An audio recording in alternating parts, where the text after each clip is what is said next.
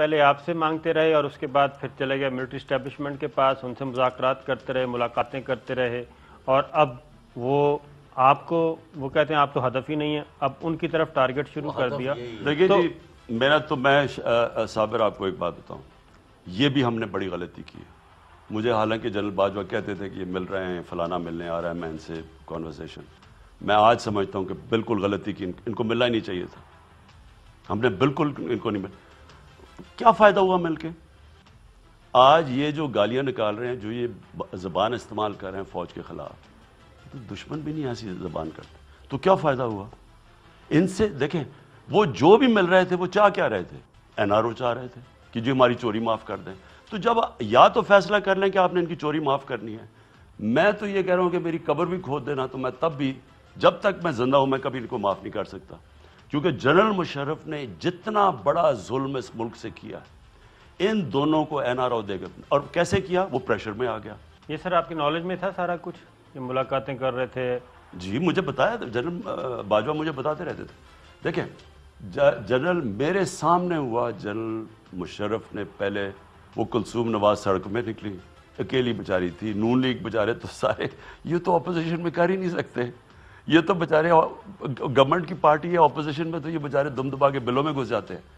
وہ کلثوم نواز نکلی، اس کے پریشر میں آ کے جب جنرل مشرف نے اس کو وہ ہدایبہ پیپر مل بند کر کے تو اس کو سعودی عربیہ 10 سال بعد وہی بھجوا کام دیا۔ اب مریم کر رہی ہیں۔ اچھا وہ ہوا، اس کے بعد کیا ہوا کہ وہ جب وکیل نکلے سڑکوں کے اوپر، وہ وکیل نکلے چیف جسٹس کے لیے، اس پریشر میں آ کے جنرل مشرف نے، کونڈالیزا رائس تو اپنی کتاب میں لکھتی ہے کہ کیسے میں نے مشرف کے، امریکنوں نے پیپلز پارٹی اور جنرل مشرف کو این آر او دلوا دیا، وہ واپس آ گئے۔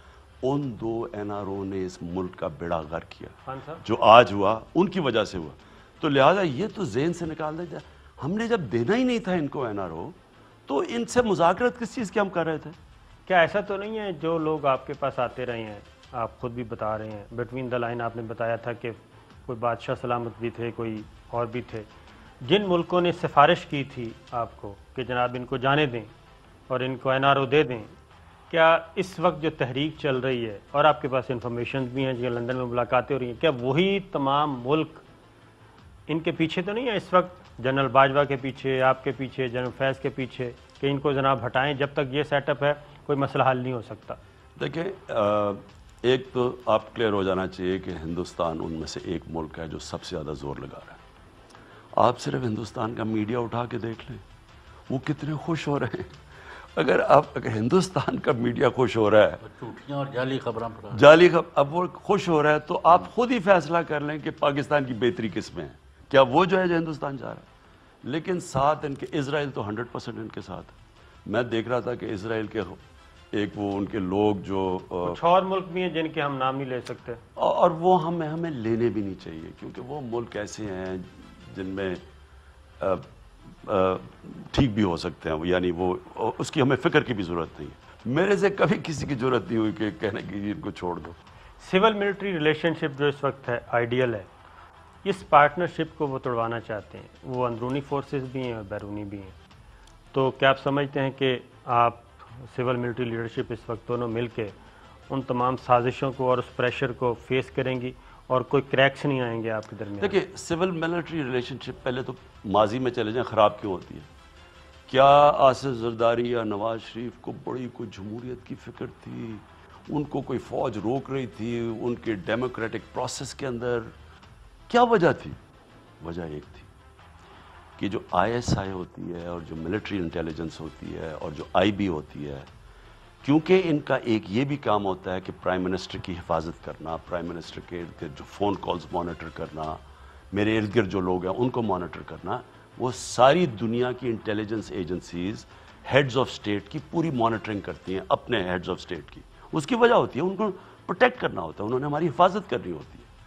جب وہ یہ کر رہی ہوتی ہیں تو ان کو یہ بھی پتہ چل جاتا ہے کہ عمران خان کتنا پیسہ چوری کر رہا ہے، کس بینک اکاؤنٹ میں پیسہ بھجوا رہا ہے، کتنی اس کی باہر پراپرٹیز ہے، سب سے پہلے ان کو پتہ چل جاتا ہے۔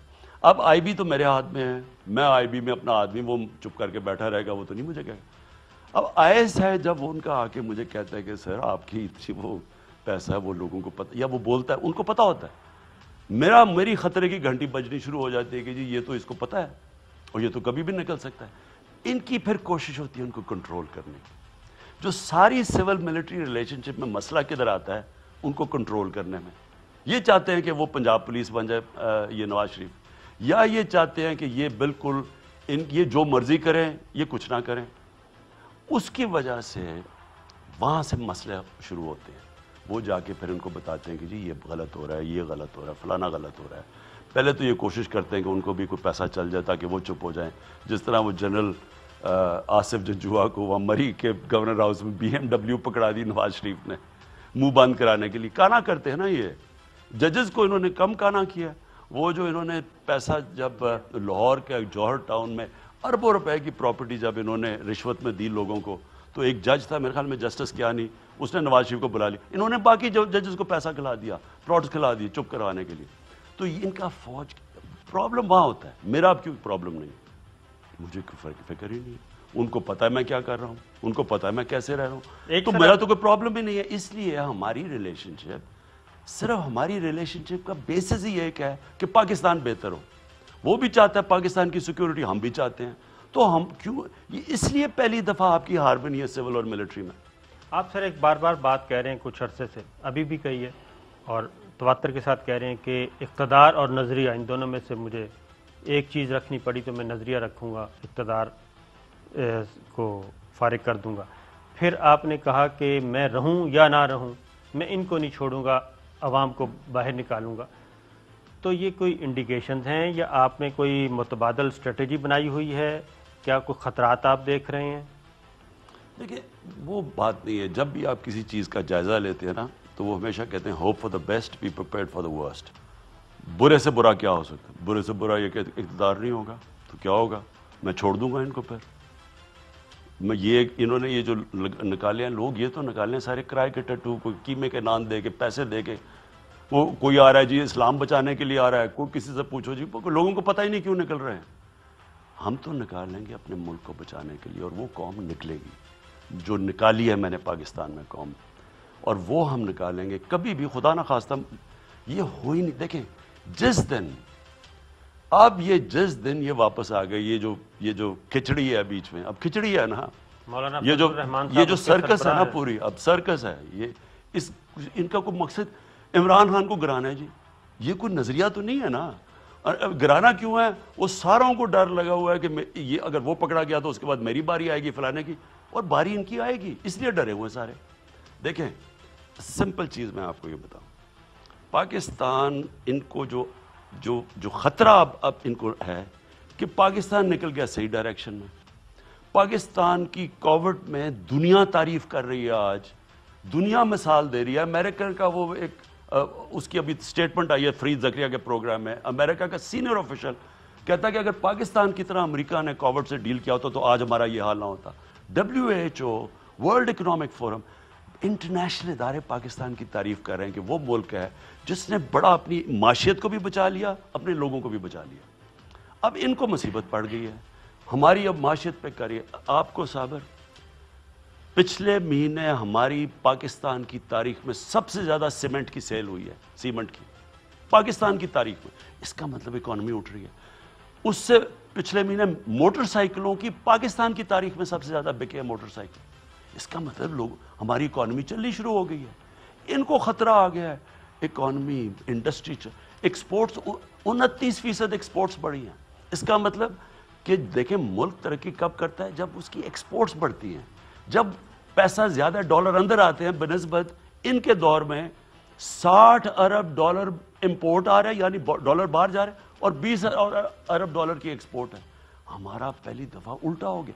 اب اکانومی بھی صحیح چل رہی ہے, آہستہ آہستہ ہم یہ ساری چیزوں پہ قابو پا لیں گے.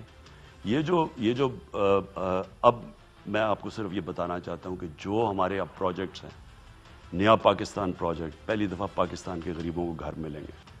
لیکن جو یہ میں 2 بڑے شہر بنا رہا ہوں, ایک کراچی کا بنڈل آئلینڈ اور ایک لاہور کی راوی سٹی, یہ یاد رکھیں کہ یہ پاکستان کو اس لیول پہ لے جائیں گے, روزگار ملے گا.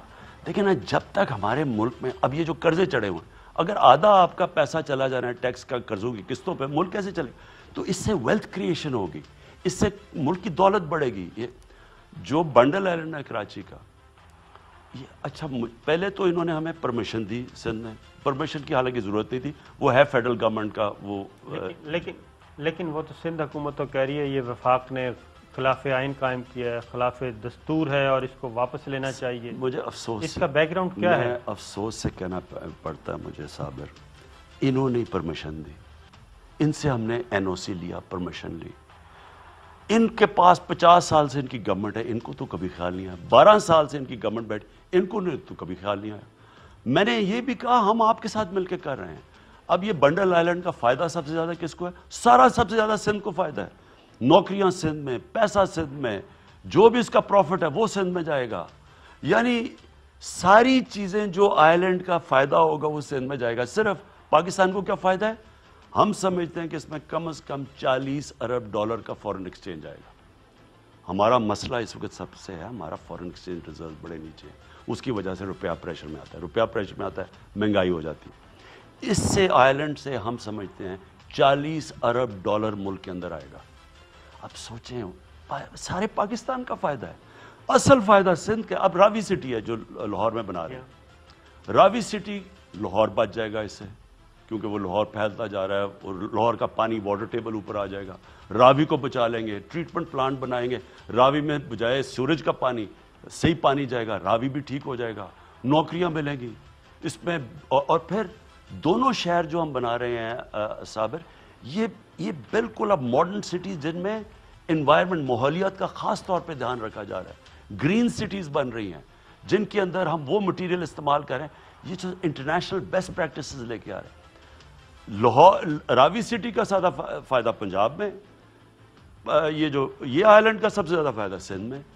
مجھے نہیں سمجھ آ رہی کہ ان کو ہمارا شکریہ ادا کرنا چاہیے کہ ہم اتنے بڑے پروجیکٹ, اور وہ پروجیکٹ کیوں بن رہے ہیں؟ کیونکہ اللہ کا کرم ہے کہ جو بیرون ملک پاکستانی ہے وہ میرے پہ اعتماد رکھتا ہے. یہ کبھی بھی سندھ گورنمنٹ بنا نہیں سکتی, کیونکہ بیرون ملک پاکستانیوں کا پیسہ آنا ہے, انہوں نے ان کو ٹرسٹ ہی کرتے. یہ ہماری وجہ سے, اور میں نے یہ بھی کہا کہ ہمارے ساتھ مل سے کر لو, فائدہ پاکستان کا ہے اور سندھ کا خاص طور پہ. تو کہ یہ جو جس کو آپ سرکس کہتے ہیں, پی ڈی ایم مولانا فضل الرحمان اس کے سربراہ ہیں, ان کے 3-4 ٹارگٹ ہیں اور تواتر کے ساتھ کہہ رہے ہیں کہ آپ دسمبر میں آپ نہیں ہوں گے, استعفیٰ دے دیں گے, اور اس کے بعد سینٹ کا الیکشن, اگر آپ نے استعفیٰ نہ دیا تو پھر دوسرا آپشن ہے وہ استعفیٰ دے دیں گے سینٹ سے, سینٹ کا الیکشن روکنے کے لیے الیکٹورل کالج ختم کر دیں گے. تو آپ نے کیا تیاری کی ہوئی ہے؟ استعفیٰ مانگیں گے وہ آپ سے دسمبر میں, اور کس بنیاد پہ وہ کہہ رہے ہیں؟ دیکھیں صابر, ان کا مسئلہ یہ ہے کہ ان کا واسطہ اس آدمی سے پڑ گیا ہے جس کی ٹریننگ ہے مقابلہ کرنا. زندگی میں سیکھا ہی میں نے ایک چیز ہے, مقابلہ کرنا. نہیں تو مجھے یہ بتائیں کہ ایک آدمی پولیٹکس شروع کرتا ہے, نہ اس کی کوئی پولیٹیکل بیک گراؤنڈ, نہ اس کی کوئی فیملی پولیٹکس میں, نہ اس کو کوئی پاکستان کی پولیٹکس کی سمجھ, نہ اس کے پاس پیسہ.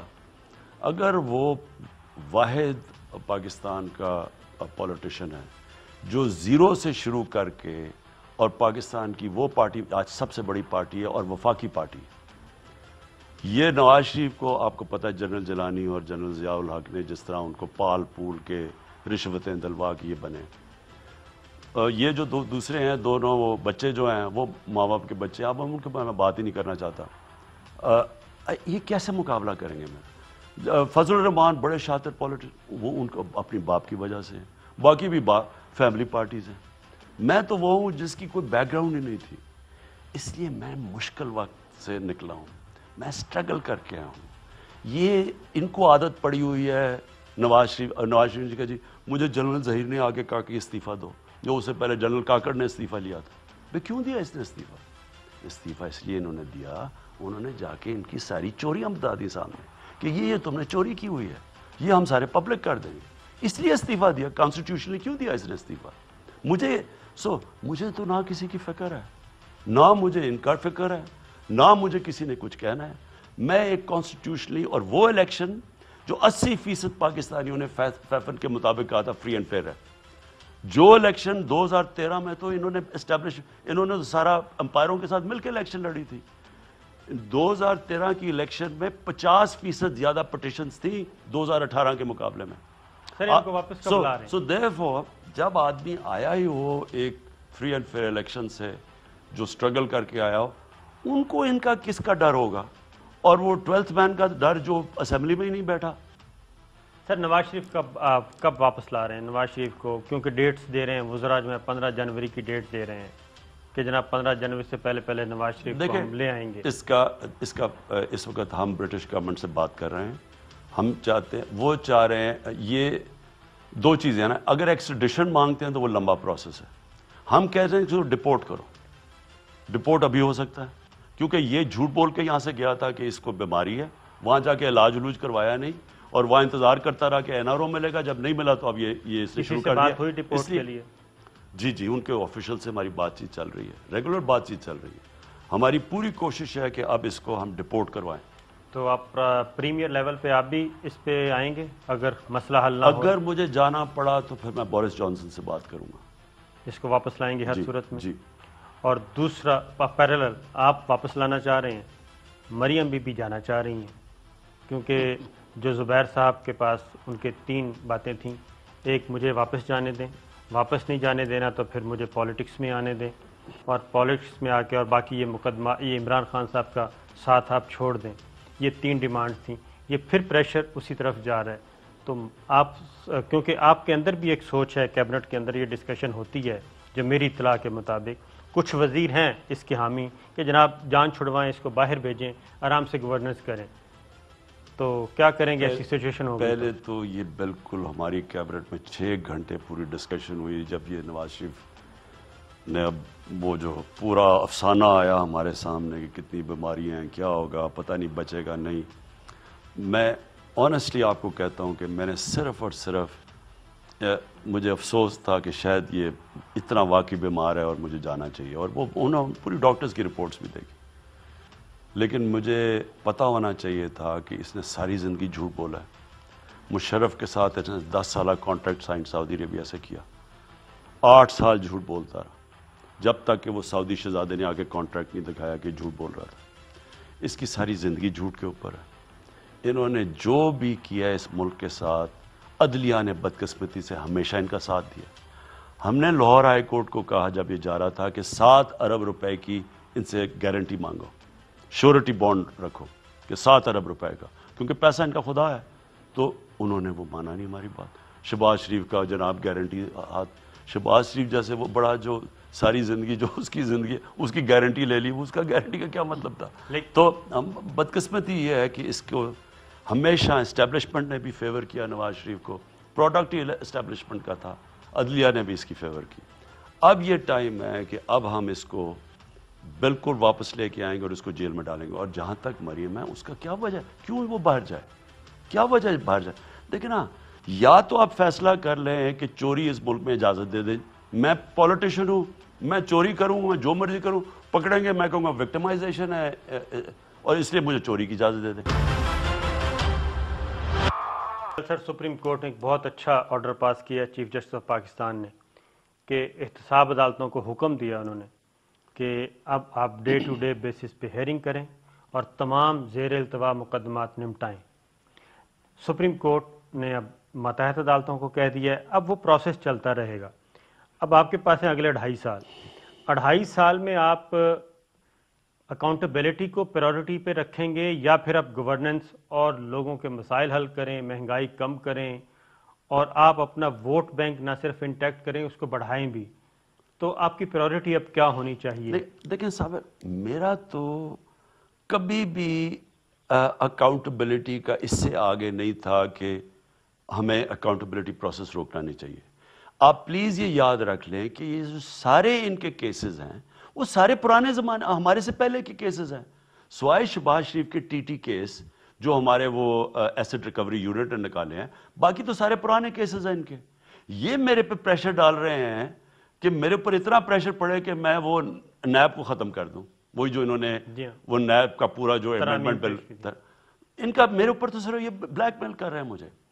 میری کبھی بھی کانسنٹریشن, کیونکہ ہمارے نہ نیب ہاتھ میں ہے نہ عدالتیں ہمارے ہاتھ میں ہیں, ہم نے تو صرف یہ کہا ہے کہ ہم اداروں کو بالکل چلنے دیں گے اور اکاؤنٹیبلٹی پروسیس کو نہیں روکیں گے.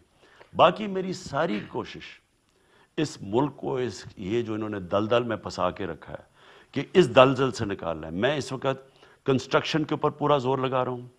میں پورا ہماری 2 ڈیمیں دیکھیں, پہلی دفعہ 50 سال میں 2 بڑی ڈیمیں بن رہی ہیں. 50 سال میں کوئی ڈیم نہیں بنی. باشا ڈیم اور ممن ڈیم کام شروع ہو گیا ہے. یہ 50 سال کے بعد ہوا ہے. یعنی ہم آگے کا ہم پہلی دفعہ یہ جو پاکستان میں درخت لگانے, انوائرمنٹ, ماحولیات, یہ پہلی دفعہ گورنمنٹ کر رہی ہے آنے والی جنریشن. میں صرف نہیں میں صرف پہلے میں آپ کو بتاتا ہوں, آپ نے بہت یہ سارے کام آپ کے ہو رہے ہیں لیکن یہ نظر نہیں آ رہا ہے.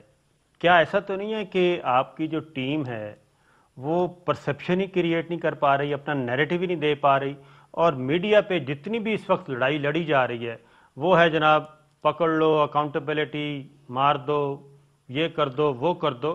کیونکہ یہ سارے پروجیکٹ, ایک چھوٹی سی مثال دے دیتا ہوں آپ کو. اسلام آباد میں ایک انڈر پاس بنا ہے, وہ بن بھی گیا, اس کی اوپننگ بھی ہوگی, لوگوں نے چلنا بھی شروع کر دیا, لیکن وہ ایسے ہی ہے جیسے کوئی تدفین کی ہو. دیکھیں پرابلم یہ سب بات یہ ہے کہ ہم اس طرح کا پیسہ نہیں خرچ کر سکتے جو انہوں نے میڈیا پہ چلایا تھا. انہوں نے جس طرح کے اشتہارات, میڈیا اونرز کو پیسے, جو لوگوں کو, ہمیں یہ بھی پتا کہ کون کون سے صحافی تھے جنہوں نے پیسہ کھلایا, وہ سارا ہمیں پتہ ہے. لیکن ایک دیکھیں, ایک گورنمنٹ جو کہ جس کو خوف خدا ہے, جو پیسہ خرچ کرتے ہوئے گھبراتی ہے کہ اس غربت اتنی زیادہ ہے ملک میں, وہ میں پیسہ اور خرچ کر سکول بنا سکتا ہوں, پناہ گاہ بنا سکتا ہوں, میں ہیلتھ کارڈ دے سکتا ہوں, وہ 10 دفعہ سوچتی ہے کیونکہ پیسہ تو اتنا سا ہے نا, اب آپ نے کدھر کدھر لگانا. تو پرائرٹیز ہماری مختلف ہیں. اس کی وجہ سے جو غلط عادتیں پڑی ہوئی ہیں کئی میڈیا کے لوگوں کو اور ہاؤسز کو, وہ بدقسمتی سے وہ بھی جو ساری اینگلنگ کرتے ہیں, وہ کبھی کوئی اچھی چیزیں نہیں پروجیکٹ کرتے. وہ سارا وقت لگا چھوڑتے ہیں کہ جی یہ ہو گیا تو وہ ہو گیا, سینسیشن ہو گئی, وہ جی دیکھیں اس کو, وہ رات کو 12 بجے کسی کو اٹھا لیا جا کے, یا پتہ نہیں وہ, یعنی نان ایشوز کو اٹھا کے بڑھا دیتے ہیں. جو ایکچولی دیکھیں یہ کتنی بڑی بات ہے پاکستان میں, اور میں انشاءاللہ بدھ کو جا رہا ہوں پنجاب میں, ہم نے اپنے سارے غریب طبقے کو دے دینا ہیلتھ کارڈ, اور دے رہے ہیں. اس سے زیادہ آپ اپنی ملک میں ایک غریب, آپ کو پتہ ہے بڑے بڑے ملکوں کے, پیسے والے ملکوں میں ہیلتھ کارڈ سے فری علاج ہوگا. یعنی آپ کے پاس ایک کے پی میں تو اب سب کو کر دیا, پختونخوا میں سارے انہوں نے شہریوں کو ہیلتھ کارڈ دے دیا ہے کہ وہ کسی بھی, اچھا گورنمنٹ ہاسپٹل نہیں, کسی بھی ہسپتال میں جا کے اگر وہ کارڈ دکھائیں گے تو ان کا اماؤنٹ 7 لاکھ روپے, 7.5 لاکھ ہے. وہ ہم سوچ بھی رہے ہیں بڑھانے کا بھی. لیکن دیکھیں یہ کتنی بڑی سہولت ہے. لیکن سر میں یہی تو کہہ رہا ہوں, آپ نے اتنی بڑی سہولت کی ہے, اس پروڈکٹ کو ایک پولیٹکس ہے, ضرورت ہے, ان تمام پروڈکٹس کو آپ سیل کیوں نہیں کر رہے؟ آپ کیوں اپوزیشن کی وکٹ پہ کھیل رہے ہیں؟ آپ اپنی وکٹ پہ ان کو کیوں نہیں کھلاتے, لوگوں کو کیوں نہیں بتاتے؟ چوہدری صاحب آپ بھی یہ ٹھیک ہے, لیکن میں ضرور کہوں گا کہ شبلی فراز اور شہباز گل اور اسد عمر, فہد چودھری, یہ شاہ محمود قریشی, یہ مراد سعید, وہ علی زیدی, اور یہ آپ کے پاس کافی کمپیٹنٹ ٹیم ہے. 1 درجن بندے ایسے ہیں جن کا میں سمجھتا ہوں کہ they are really capable and competent, اور ان کی ذرا تھوڑی کوارڈینیشن کو مجھے کئی دفعہ کمزور نظر آتی ہے. ٹھیک ہے, وہ دیکھیں ٹھیک ہے, لیکن ایک میں آپ یہ بھی کہوں گا, عادتیں بھی غلط پڑی ہوئی ہیں. دوسری چیز کہ ان کے پاس جو پرانے ان کے لوگ ہیں وہ منجے ہوئے ہیں, 30 سال سے پالیٹکس میں ہیں, ان کی موٹیویشن بہت زیادہ ہے. انہوں نے بچانی اپنی چوری, وہ اگر چوری نہیں بچتی وہ جیلوں میں چلے جائیں گے. وہ بڑے موٹیویٹڈ ہیں, اور وہ ایک ہی چیز لگے ہوتے ہیں, جی ناہل گورنمنٹ آ گئی اور ناہل گورنمنٹ آ گئی اور یہ آ گیا. وہ ایک نان ایشوز کو اٹھاتے رہتے. یہ ٹھیک ہے کہ ہم ان کی وکٹ پہ کھیلتے ہیں, لیکن میں ایک چیز کہنا, مجھے بار بار کہتے ہیں کہ جی میڈیا پہ سختی کر رہے ہیں آپ, میڈیا پہ آپ یہ کر رہے ہیں. مجھے یہ کہا جا رہا ہے, دیکھیں چوہدری صاحب, میڈیا پہ وہ پرائم منسٹر سختی کرتا ہے جس کو کوئی چھپانے کی چیز ہو. اب نواز شریف نے پھینٹا لگایا پکڑ کے نجم سیٹھی کو. کیوں لگایا؟ کہ نجم سیٹھی نے اس کی کرپشن کے اوپر آرٹیکل لکھ دیا. جو بھی ڈکٹیٹر ہوتا ہے اس کو میڈیا اس لیے بند کرنا پڑتا ہے کیونکہ وہ غلط کام, قانون توڑا ہوتا ہے, وہ غلط کام کر رہا ہوتا ہے, اس لیے وہ میڈیا پہ کلیم ڈاؤن کرتا ہے. مجھے کبھی بھی فری میڈیا سے کوئی خوف نہیں ہے. اگر میڈیا وہ لوگ جو تنقید کرتے ہیں، مثلا میرا ایک وزیر غلط کام کر رہا ہے، میڈیا تنقید کرے گا، میرا فائدہ کروائے گا. اور کوئی بھی اگر میرے اوپر صحیح میری کوئی پالیسی غلط ہوگی اور وہ صحیح تنقید، میڈیا ایک فری میڈیا جو ایک جینوئن تنقید کرتا ہے وہ اساس ہے معاشرے کا. ہمیں پرابلم کیا ہے؟ پروپیگنڈا. یہ پیسے چلاتے ہیں، پروپیگنڈا کرتے ہیں، فیک نیوز دیتے ہیں، فیک نیوز کے اوپر پوری کہانی چلا دیتے ہیں. گورنمنٹ کو وہ چیزیں کرتے ہیں جس سے گورنمنٹ کو نقصان ہوتا ہے. مجھے نہیں نقصان، گورنمنٹ کو. اپنی فیک نیوز یعنی ایک فرمائش کے اوپر، پیسے کے اوپر گورنمنٹ، مجھے صرف اس کے اوپر ہوتا ہے، فیک نیوز کے اوپر، جدھر جان کے ایک سلانڈر کیا جاتا ہے جو کہ مغرب کے اندر کبھی کوئی نہیں کر سکتا، کیونکہ وہ سیدھے وہاں ان کے واچ ڈاگ اتنا میڈیا کا تکڑا ہوتا ہے، آپ کبھی ایسی حرکت نہیں کر سکتے. مجھے صرف اس سے پرابلم ہے. واسے معاف کرنا، میں تو اس چیز کا قائل ہوں کہ بھائی جو آپ کا پہلے ہی ہے، آپ کا بڑا پلس کیا ہے وہی جو پرسنل ہے پہلے، پھر ہے کہ آپ نے ہمیشہ چوری ڈاکے کے خلاف جہاد کیا اور پھر اسی لیے اس جگہ پر بیٹھے ہیں. تو میں کہتا ہوں کہ کوئی بھی ہو، آل سٹیزنز آف پاکستان جو بھی چوری اور ڈاکہ مارتا ہے اس کو فیس کرنا چاہیے، خواہ وہ جرنلسٹ ہے تو خواہ وہ کوئی ہے. میں تو کاروائی تو کوئی کرتے نہیں آپ. دیکھیں، اب چینی ہوئی، دو چیزوں میں ہمیں مار کھائی ہے. کل ایک رپورٹ آئی ہے جی، کل چینی مہنگی ہوئی اور اس سے پہلے وہ گندم. اب یہ ذرا دونوں کی کہانی سن لیں. بڑی ہمیں مار پڑی ہے، تکلیف مجھے بڑی ہوئی کیونکہ عام آدمی کو تکلیف پہنچتی ہے. سب سے بڑی ذمہ داری میری ہے کہ بیچارے غریب لوگ ان کا کھانا پینا چینی اور گندم. گھی کا کیا مسئلہ ہوا؟ گھی بدقسمتی سے ہم باہر سے امپورٹ کرتے ہیں. اب باہر مہنگائی ہو گئی ہے گھی کی، اوپر سے روپیہ نیچے چلا گیا تو وہ مہنگا ہو گیا، اس کا ہم کچھ کر نہیں سکتے. دالیں 60% باہر سے امپورٹ کرتے ہیں، وہ بدقسمتی سے باہر مہنگی ہو گئی، وہ ہمیں مصیبت. لیکن گندم اور چینی کا، گندم کا کیا ہوا؟ 2 دفعہ بارشیں غلط ٹائم پہ آ گئی، دونوں 2 سال بارشیں غلط، یعنی موسم کی تبدیلی کی وجہ سے کلائمیٹ چینج میں وہ اس وقت بارشیں آئیں جب وہ فصل تیار گندم کٹائی دی. ہم دونوں دفعہ ہمیں کم پڑ گئی. پرابلم یہ ہوا کہ ہمارا جو ادارہ جس کو فورکاسٹ کرنا چاہیے تھا کتنی کم ہوئی، وہ ادارے نہیں کام کر رہے تھے. اب ہم انفارمیشن ٹیکنالوجی اور سپارکو کا استعمال کر رہے ہیں. سپارکو سیٹلائٹ سے اب ہم امیجز سے دیکھیں گے پہلے. اب ہم جانے لگے ہیں 21ویں صدی میں. ہم تو وہ جو پرانا سسٹم تھا اس سے ہم چل رہے تھے. انہوں نے بتایا نہیں کہ گندم تو ہماری امپورٹ لیٹ ہوتی گئی. پہلے تو انہوں نے کہا جی ہمارے پاس بمپر کراپ ایکسپورٹ کر دو، تو پہلے وہ پرابلم آیا. چینی، اب چینی کا کیا ہے؟ کمپٹیشن کمیشن کی رپورٹ آئی ہے، چینی کی کمپٹیشن کی کمیشن کی آج رپورٹ آئی ہے. اب وہ کیا آئی ہے؟ وہ رپورٹ یہ آئی ہے کہ شوگر مل ایسوسی ایشن، اس کے اندر سارے بڑے بڑے پاکستان کے طاقتور لوگ بیٹھے ہیں. اس میں سب سے بڑی بات کہ شریف فیملی کی بھی شوگر ملز ہیں اور زرداری کی سندھ میں شوگر ملز ہیں. کیونکہ یہ اوپر بیٹھے ہوئے تھے، آج اب تک کیا ہو رہا ہے کہ شوگر مل ایسوسی ایشن فیصلہ کرتی ہے کہ چینی کو زیادہ ہو گئی ہے، چینی ایکسپورٹ کرو. پہلے سال انہوں نے ہمیں پریشر ڈال کے ایکسپورٹ کروا دی کہ جی وہ گنے والے بیچارے کھڑے ہوں گے، کسان، ہمارے پاس تو شوگر بہت زیادہ ہے تو آپ ایکسپورٹ کر دیں. ہم نے 2.5 ارب روپیہ دیا ہے ریبرٹ ایکسپورٹ کرنے کے لیے. جب ایکسپورٹ کرنے لگے تو چینی کی قیمت بڑھنی شروع ہو گئی. اگر چینی زیادہ تھی تو قیمت نیچے آنی چاہیے. وہ چینی پہلے ایکسپورٹ کروا دی اور چینی کی قیمت بھی اوپر جانی شروع ہو گئی. پھر اس سے ہمارے سے پہلے جب یہ شاہد خاقان عباسی تھا، وہ سلمان شہباز یہاں آیا، انہوں نے 20 ارب روپے کی ریبیٹ لی ان سے. ہم نے 20 ارب روپے کی، کیونکہ اپنا آتا نا. اچھا اب سنیں دوسری چیز انہوں نے کیا کی. اب کیا ہوا؟ اب چینی جو اوپر کیوں گئی؟ انہوں نے ہمیں کہا جناب شوگر ملز نے کہ جناب ہمارے پاس کافی چینی ہے، اگلی کٹائی جو سیزن آ رہا ہے نومبر تک کافی چینی ہے.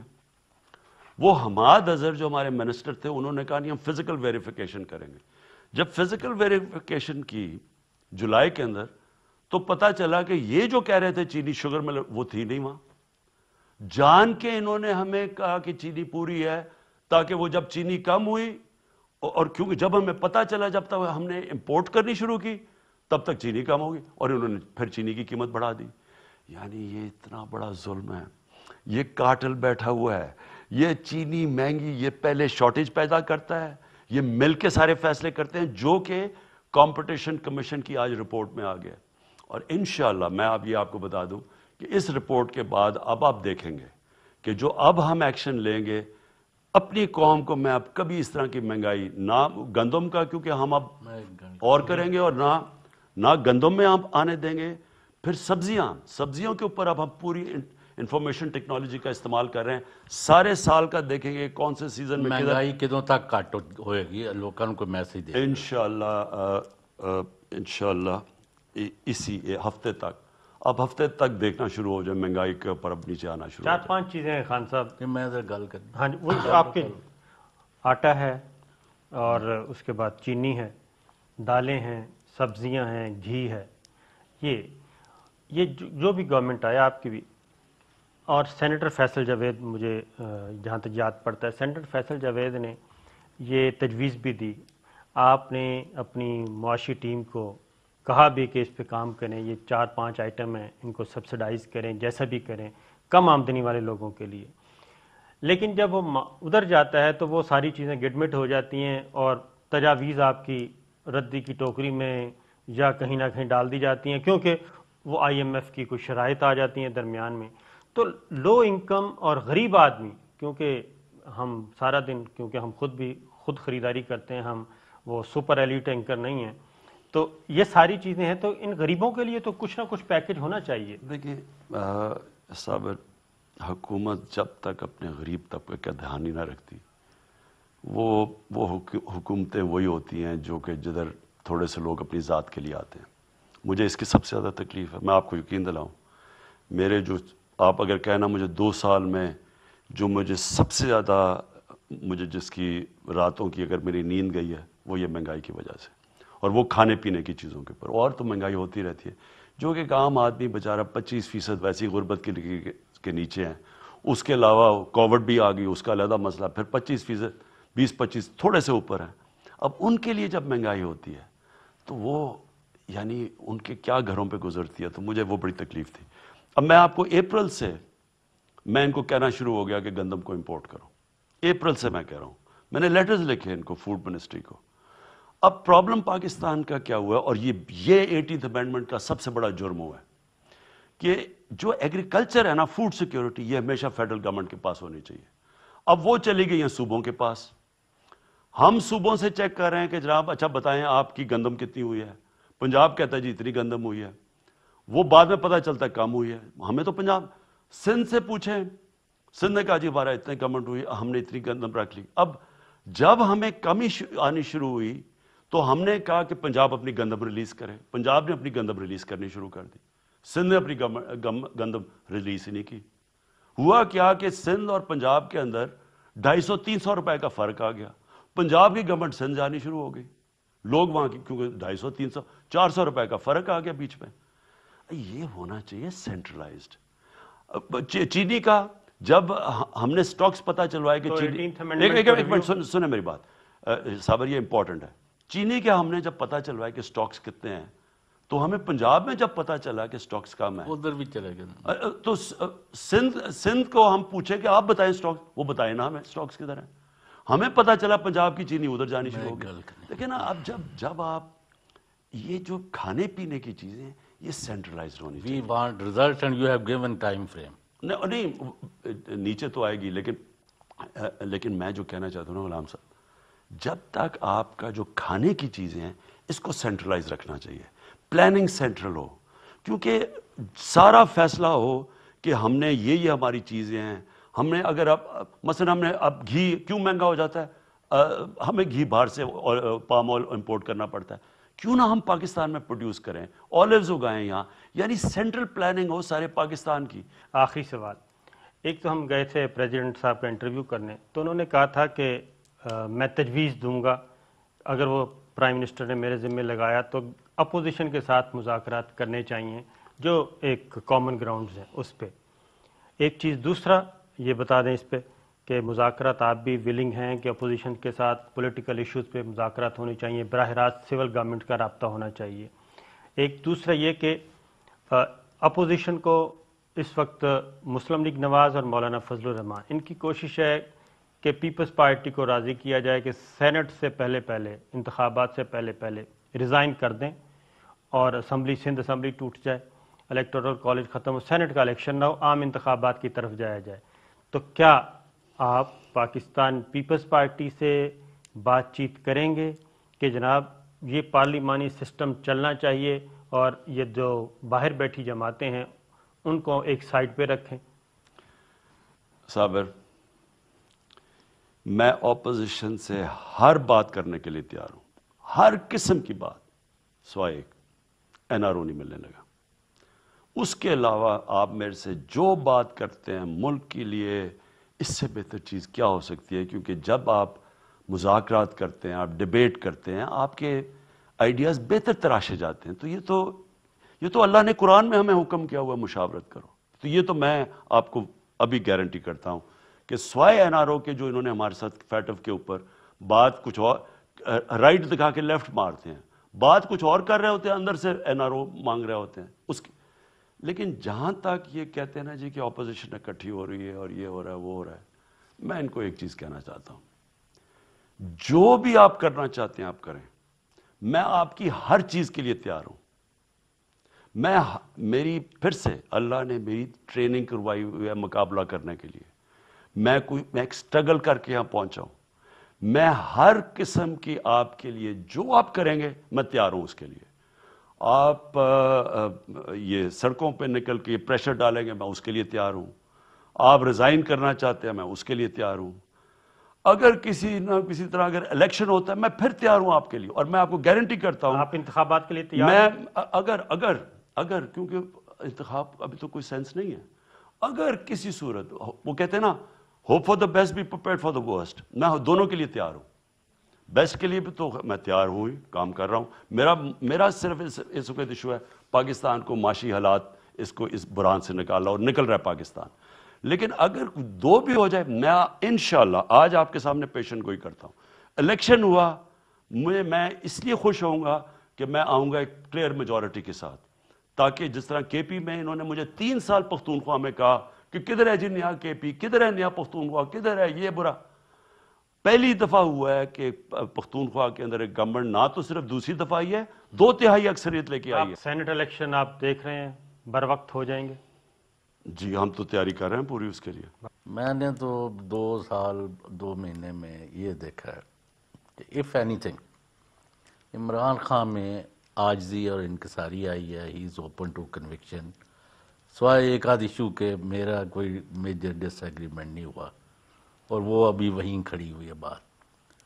تو ہم تو یہ چاہتے ہیں کہ آپ کامیاب ہوں۔ بہت بہت شکریہ۔ یہ تھے جناب ہمارے ساتھ وزیر اعظم عمران خان۔ امید ہے جناب آپ کو گفتگو پسند آئی ہوگی، اور انشاءاللہ پروگرام کا وقت ہو گیا ختم۔ اجازت دیجیے، اللہ حافظ۔